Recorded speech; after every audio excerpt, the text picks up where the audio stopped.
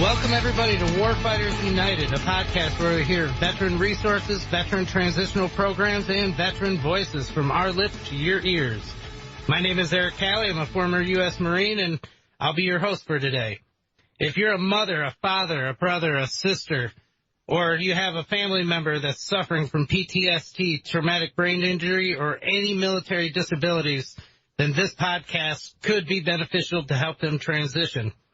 Today's podcast is brought to you by SBAM, Small Business Association for the state of Michigan. And if you're a small business or you're looking to start a small business, they are here to help you with all your needs. Today with me, I'm very happy to have the 22 Project from Boca Raton, Florida. They are a facility that does SPECT scans and hyperbaric oxygen chamber treatment for our veterans all across the United States. And with that, I have Alex and his wife, Erica Cruz, and Scott Johnson. Hey, welcome to the show, guys. Thank you. Thanks for having us. Yeah, so, tell me a little bit about the 22 Project. When you guys got started, what made the 22 Project such a thing for you guys to, jump right in and start helping our veterans and everybody else? Well, hi, Eric. Alex Cruz here. So, basically, this was in 2014. My wife and I were happily running our normal business that we do here in South Florida in diagnostic medical imaging. And we had come across through a whole series of circumstances on the benefits of hyperbaric oxygen treatment and how it heals the brain and how it literally within a short period of time can start to cause some pretty big changes in brain health, particularly amongst veterans who have suffered TBIs from their time at war and from their occupation. And because of our business being that we're medical imaging, we were the lucky ones that got to see the brain, what it looked like before the treatments and then after. And we were just blown away by it. So back in 2014, we just decided, hey, let's just sponsor a veteran. Let's raise the money because it wasn't covered by the VA. It's still not covered by the VA for TBI. And we decided, if we can help one, let's help one. And if we have a better year next year, we'll help two or three. And that's how it all got started, really. It wasn't, let's go out and start a foundation and call it the 22 Project. I don't think, any good meaning foundations start that way. Is that you see a need that is not being met, and you feel the calling, and that's kind of how we got started. Wow. So, Erica, as a wife and co-founder, how has it been for you and your support for the 22 Project? And, as more information has been coming out about nutrition and health for TBI, what are some good ideas for veterans that they can do, whether it's diet, nutrition, or any kind of other therapies? Wow. Yeah, there are a lot of things that you can do while you're doing the treatments. I think we have a great place that's by us called Restore that they donate red light therapy. What else do they donate? Cryo and different things like that. So those kind of things are always going to increase your benefits of hyperbaric. Obviously, diet, nutrition, eating clean. So a lot of them do the keto diet when they're here, and that brings down the inflammation. So anything like that, I think, really is great benefits. Yeah, so I had the opportunity to come down in 2018, I believe. And, I spent a month down there doing the HBOT treatment. And I tell you, I hear a lot of things have changed since the time I've been down there. But what the craziest part was I've never had a SPECT scan. The VA had misdiagnosed me for years. They kept telling me I had PTSD, that I was crazy. They put me on all these kind of medications. And then finally, Jasper Helig, one of the team leads at Semper Fi Fund, said, hey, have you ever heard of this? And I said, no, I've never heard of that. He said, well, let me introduce you to these guys, and maybe you can go down there and do this therapy. And So I came down and, you know, within the first few days, I got a SPECT scan. And when the doctor called me and he took a look at my SPECT scan, he started telling me about all these things. And man, you know, it made the last 15 years, it made it all make sense. All these centers, parts of my brain that, you know, caused me to go from 0 to 100 that were slowly dying. You know, it causes the emotional center. And when I saw that SPECT scan and the doctor explained it to me, it made me feel like I wasn't crazy. There was actually reasons why I was doing the things I was doing.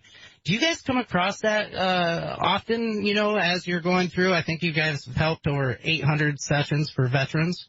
Go ahead. Yeah. SPECT scan, so for those who don't know, that's nuclear medicine.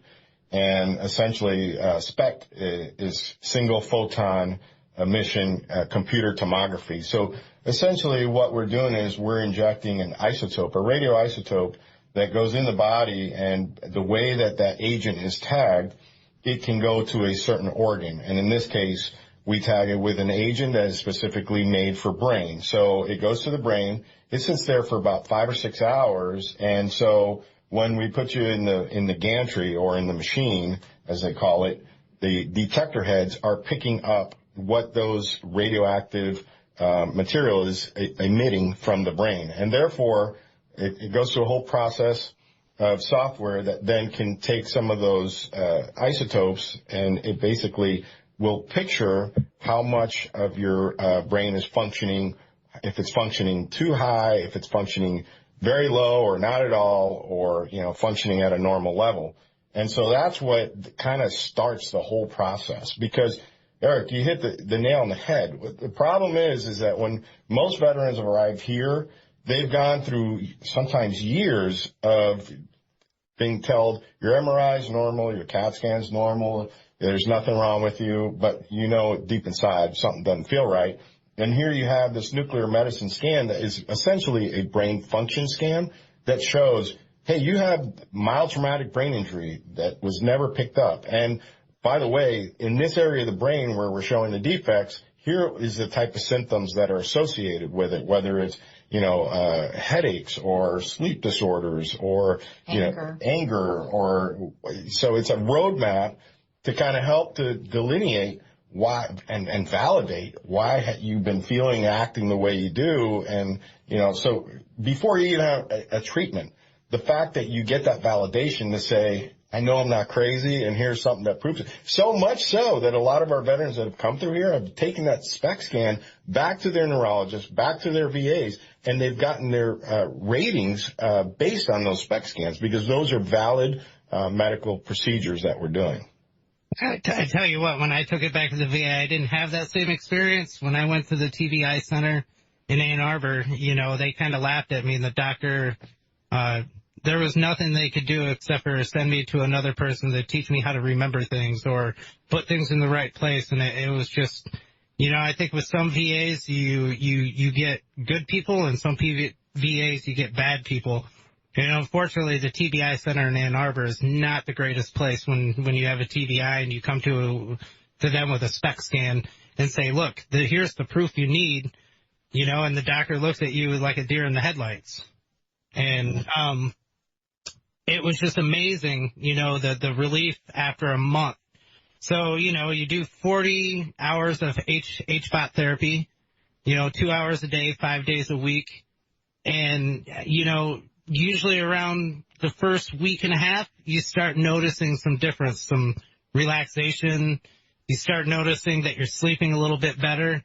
And as you continue that treatment, that just gets better and better, and your mind starts working. And I was amazed at the SPECT scan at the end, you know, when it showed all those places that were blue or dark blue or black, and those started lightening up. The blue started dissipating and turning green and yellow. And then from the top, you look at the bottom part, the cerebral part. And so on mine, that bottom part was just speckled red. But by the time the 40 hours was done, that bottom part was completely red. Now, what does that mean exactly? Does that just mean that the body is getting more oxygenated blood because the brain is working better? Sure. You're talking about in the back of the brain, which is where most of your sensory organs are. So it actually improves your sense of hearing, your sense of sight, things like that. We're talking about the hyperbaric oxygen therapy. So what you're describing is essentially that when you first started, those areas were not functioning as well as when you had the second scan after the treatments. You have more intensity in the back of the brain, meaning that's where all your sensory organs are. So that's where, we often hear veterans say after they've done 2 weeks or 3 weeks of hyperbaric oxygen therapy that it's almost as if the fog has lifted, or it's almost as if they can see in color now, So we get these descriptions of how they describe it, but yeah, it's going to improve all your sensory, your cognitive, your mood, all those different things. Yeah. So Scott, how did you get involved with the 22 project? I got roped into it. Okay. Well, that's a good roping if you ask me. Yeah, actually it was 10 years ago, or 2014, thereabouts, that Alex and Erica moved in across the street from me. So they are our neighbors, and through conversations, Alex and Erica shared with me what they were doing, and I took an interest to it, and I said I'd be more than happy to, get in there and kind of boots on the ground type of person and help out in any way, shape, or form I could. I'm a retired fireman from our city here, so I kind of know the lay of the land around the city. I know some people and things to do and whatnot. And so that's, I just started chipping in and really taking part in the fellowship aspect of it, trying to put together some things for y'all to do while you're down here. And it's been 10 years now, and every time I think that, well, maybe it's time for me to release the reins and let somebody else, I just meet another guy and watch this dramatic change, and just I know that I'm in the right place and do what I need to do. Well, I tell you what, the changes that you guys are making in our veterans are astronomical. At least I know it was for me. And I've sent a lot of guys down there to you guys, and you guys have done the same thing for them. And it's a huge change for them. When they get back and they have all this information and they can realize, how they got from A to Z, and everything in between starts making sense. I mean, that is, a veteran's best friend is being able to connect the dots. And when they can't, they just don't understand things right. Now, you guys were talking about events and some of the meetings that you guys, I know you guys are a faith-based nonprofit. Why don't you guys tell me a little bit about that?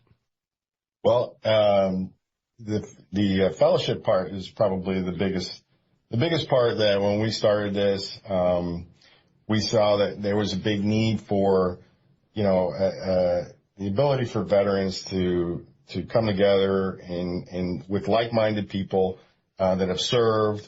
And so we're pretty fortunate here in South Florida. Like Scott mentioned, he's a former fireman.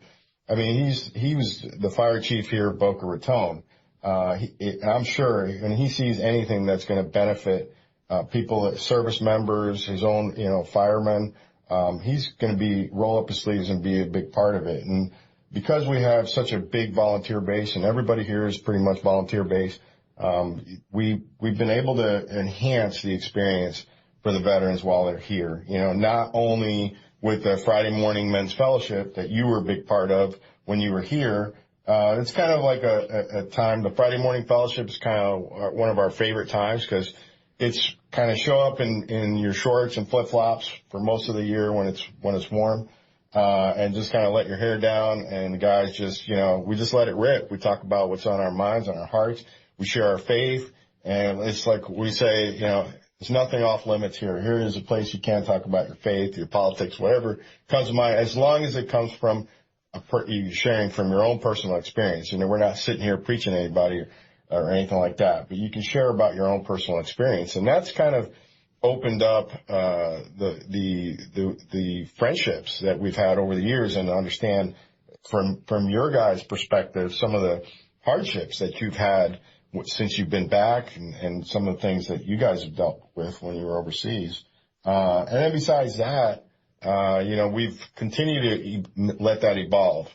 We do every other Saturday now we do Camp Snow, which is a veteran meeting that we host here in town in Boca Raton, where all the wives, my wife comes, all the family members of the veterans, and it's kind of a nice format to be able to hear from the wives and the children sometimes of the veterans.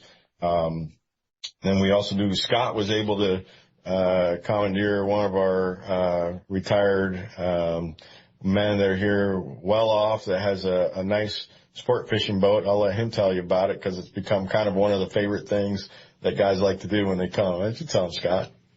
Yeah, and Eric, I know that you've taken part in some of the things. We kind of look at it as a three-prong approach. So there's the hyperbaric, which is the science part of it. There's the spiritual side of it, and there's the fellowship, camaraderie, and events. So we're fortunate to live in a very outdoor community down here. Of course, we've got the Atlantic Ocean right on our shores here. But we've got the Everglades just to the west, and we have a group of individuals that give of their time and the things that they have to allow our veterans to go out and experience what we have. Like Eric, I know you've been on Carl's airboat, so whether you're fishing for peacock bass or you're out on the airboat in the Everglades, or we're very fortunate to have a very generous individual that lives close by to us, and he's got a 72-foot sport fishing boat. It's a private fishing yacht, and it's just top notch. And when I was introduced to him, I shared with what we were doing, and I told him that I just had a vision of being able to put our veterans on that boat and show them a day that really money can't buy. I mean, you can go on a charter boat and, pay money to go on a charter boat, but it's not the same as going on a man's private sport fishing yacht that he cherishes. But when we did the first one, and after the first one, the guy that introduced me to him said, sometimes he gets a little skittish because everybody always wants to be in his pocket. But after we did the first one, this gentleman came back to me. He goes, okay, when are we doing the next one? So, that's an ongoing thing, and we try and put those trips together as much as possible while everybody's down here. We have some, places that, offer scuba diving lessons, certifications, anything and everything down here. So that's another big part of what we do. Try and get you guys out and enjoying what's to be enjoyed in Southeast Florida. Well, I tell you what, I got to go on the airboat, and he let all of us drive it a little bit. And coming from Michigan, we don't really come across airboats that much. You see them on some of the television shows, the alligator shows and all that. And here we were, we get out there and we're in like this swampy area. It's kind of narrow, and he looks at us all and he says, "Hey, do you guys want to drive?" And of course, all of us said yes. All of us said yes, And I tell you what, I still remember that day like it was yesterday. There's alligators, there's all this wildlife coming around us. And I tell you what, it was pretty nice and relaxing just to be able to be out there and do something like that, especially from a northerner like me. And so, you guys were talking about Camp Snow, where all the wives and the families get together. And, I was able to bring my family down for about 10 days and stuff.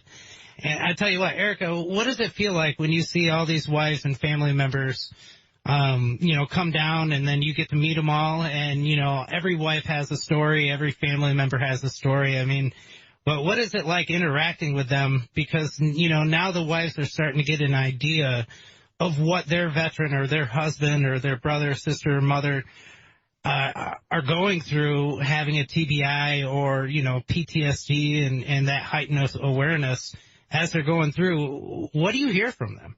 I hear, in the beginning when they come, they're almost just as skittish sometimes as the actual veteran. They've been through a lot with their person, and they're a little bit skeptical. So when I meet them, sometimes they're just kind of beaten down. But as the weeks go by and they see changes, we've had our last guy that was here a couple weeks ago, he would do video testimonials for his daughter and send it to her every night. And she would say, "Dad, I see huge changes in you." And so it's really nice when the family gets to be privy to that, and they can see it. And it also encourages the veteran, because sometimes they don't really always see the changes right away, you know. So when somebody else says, wow, your speech is better. Wow, you remember what I said the other day, or wow, you didn't get angry at me this time. And so it's amazing to see. And it's a gift to be able to watch the miracles that we get to see.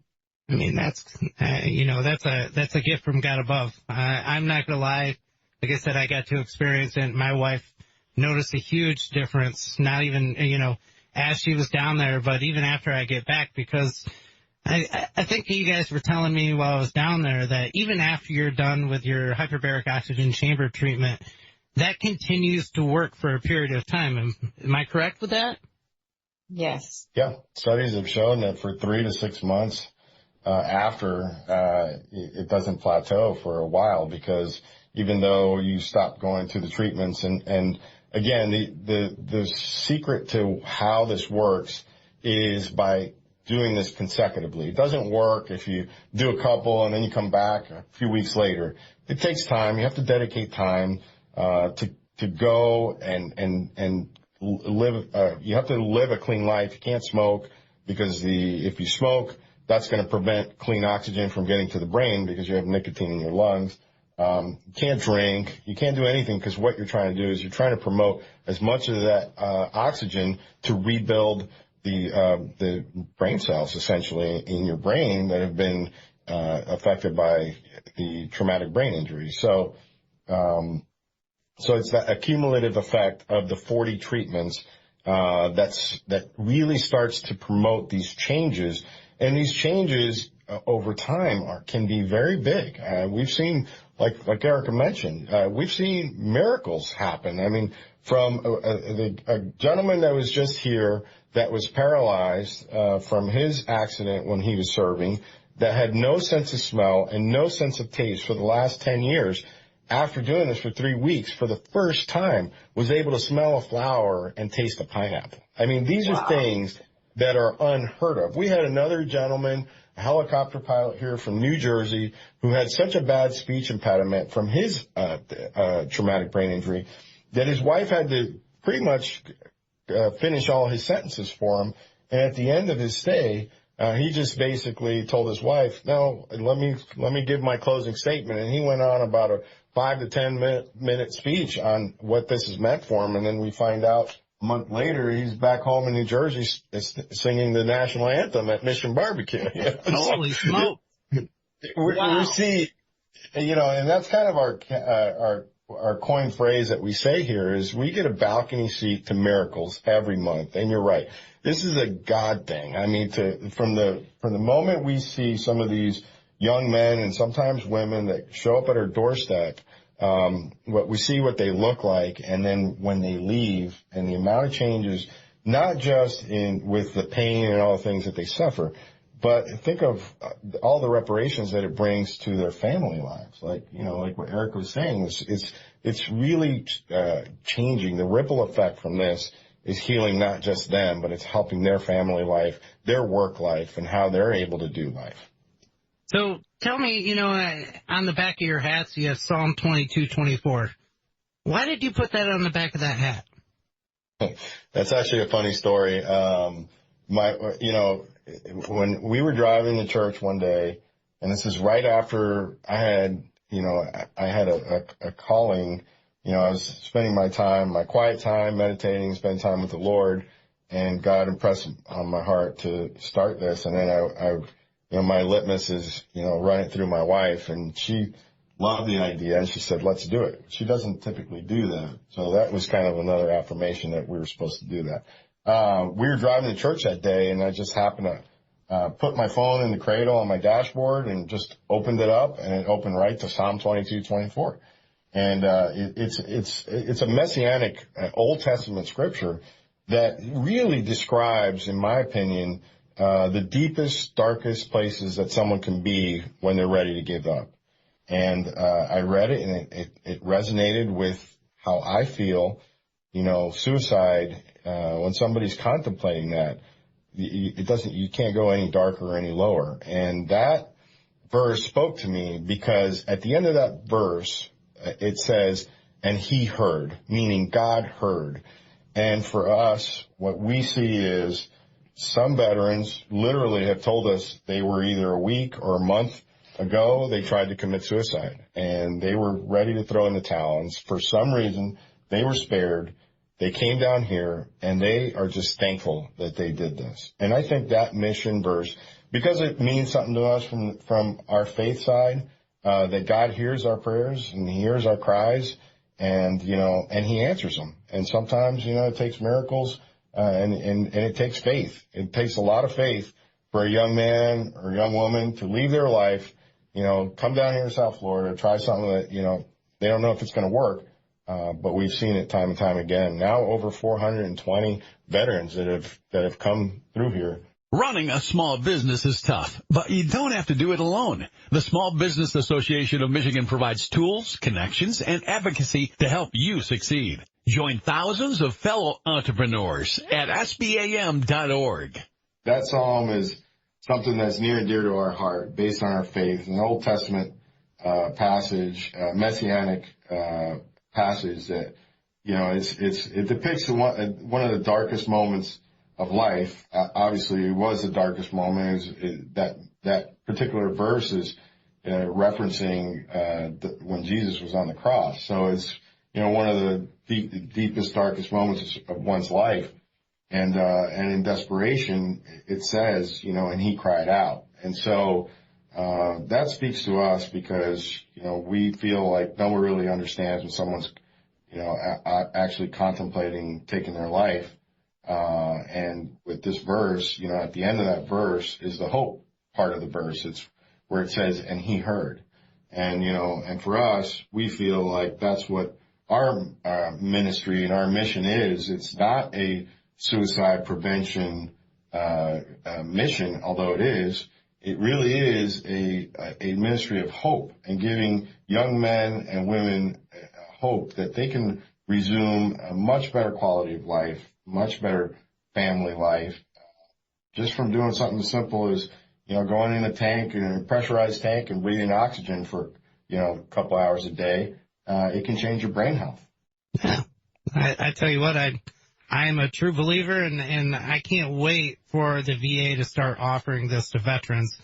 Now, I know 6 years ago, when I was down there, you had a doctor that was working with you, a lady, and she was trying to put some legislation together and get it through so it can be an actual treatment for traumatic brain injury.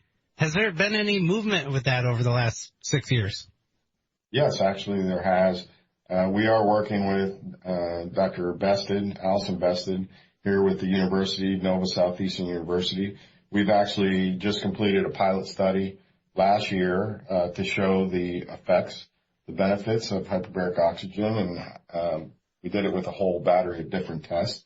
So we should be publishing that. We did a retrospective study on 40 veterans that showed that the likelihood that this is making change by chance is, less than 1%. I mean, in essence, we're showing great improvement, and this is not by happenstance. This is actually being proved that we are changing traumatic brain injury and improving lives. So, in the way of legislation, there's been some movement here as well, but probably not as much as I would like to see it. But we continue to do what we need to do to help veterans, and we partner with whoever we can that can help in those arenas. But in the meantime, we're going to help as many people as we can. So I don't know if you know, but the VFW, at least at the nationwide levels, they're actually trying to provide this treatment for their veterans because they see the benefit that has happened over the last 10 years as people like yourselves are starting to make that aware that this helps people in so many different ways. And so hopefully the VFW will start supporting that as well. And that might be an avenue for you guys to look down, to get some more support and some people in legislation. All of our state VFWs, they go to Congress and they talk to Congress all the time. They're starting to make that a priority. So that might be a huge help in the future. But talking about your nonprofit, so you only have one paid member in the 22 project. So roughly what, 99% of the funding that you guys get from other organizations, from people who sponsor, that all goes towards the help of the 22 project, and there's not a lot of overhead. Is that correct? Yeah. Yeah, it's about 94 cents of each dollar goes towards the veteran and the treatments and everything involved in getting the veteran down here. We have no rent that we have to pay. We have no personnel overhead. Like you said, there's only one paid personnel, and that's just the person who essentially is able to run it, and keep it organized. She wears a lot of hats. But outside of that, everybody's volunteer. I could never justify renting a space or anything like that and taking funds away that could actually go, divert funds away instead of helping veterans. So we've always, partnered with people that are like-minded. And so we partnered with another great organization that had a great space, 3,000 square foot open space that says, hey, we'd like to donate the space to you guys so you guys can use it. So we use that for our Camp Snow and a lot of our social gatherings. So and that's essentially how we roll. Oh, that's awesome. So where can somebody go to donate if they want to donate towards the 22 project, keep this great work happening? Where do they go? The website is the easiest. It's support22project.org. So it's support22project.org. And there you'll find all the information, how to donate, how to get involved. And we have tons of testimonials, tons of video testimonials. So for any veteran out there or any veteran family member that is hearing us and they say, hey, I want to know about this for my husband or maybe for myself. Check out some of those video testimonials. They're actually done by another veteran who came through here, who that's his gift. And he does these short 5-minute videos that basically shares the plight of a lot of our veterans, where they were before and how they're doing today. And even last year, Ashley, who runs it, she did a complete retrospective study and basically did a survey of veterans that have been here a year, 3 years, 5 years, 10 years ago. And we got overwhelming responses back on how their lives have improved since they left here in South Florida, even years after. And they're all very happy with how things have progressed since coming here. So, yeah, it's fantastic. Well, I tell you what, if you'd have told me 6 years ago I'd be sitting on a podcast highlighting you guys so other veterans could, not only hear what you guys are doing, but have this as maybe an opportunity for them, or their family members are hearing it right now and they're thinking my husband would definitely benefit this, I probably would have laughed at you. But I tell you what, I would have never seen this coming. And, now that we're here and, I'm trying to get as many veteran resources out to our veteran community here in Michigan. In fact, the guy who did my testimonial, he lives in Traverse City, and I had the opportunity when we went down to Louisiana to raise funds. I got to award him a Purple Heart plaque, and I tell you what, you guys are a blessing in disguise for our veterans. You're a blessing in many different ways, shapes, and forms. And so I'm just so proud to have you guys out there, looking out for us and making sure that our guys are getting the treatment the government should give us. The government should feel sad that they're not providing this treatment for us. And the fact that people like you and some other people across the nation are starting to stand up and do the same thing is just astronomical for us. And so I want to say thank you for coming on to our podcast, Warfighters United. I want to say thanks to SBAM, Small Business Association of Michigan, for sponsoring this podcast. And, is there anything else that you guys would like to say to our veterans or family members out there to reach out to them?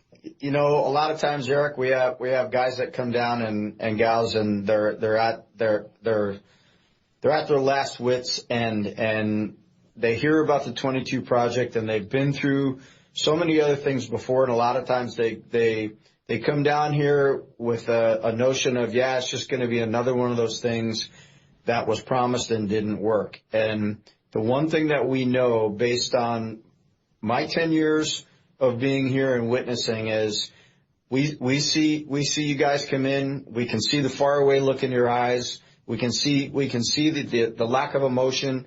And after 30 days, we see a totally different person. So I would just like to share with everybody out there is give yourself a chance and take a chance on you and put aside 30 days to get yourself in better health, better spirits, better shape, and so that you can live the rest of your life without this baggage that's just weighing you down. So just have a little faith in us, and we promise you we'll have faith in you. Well, I tell you what, guys, anybody who's listening, look up 22 Project, on the web. If you have questions, you can email them. They'll get back to you.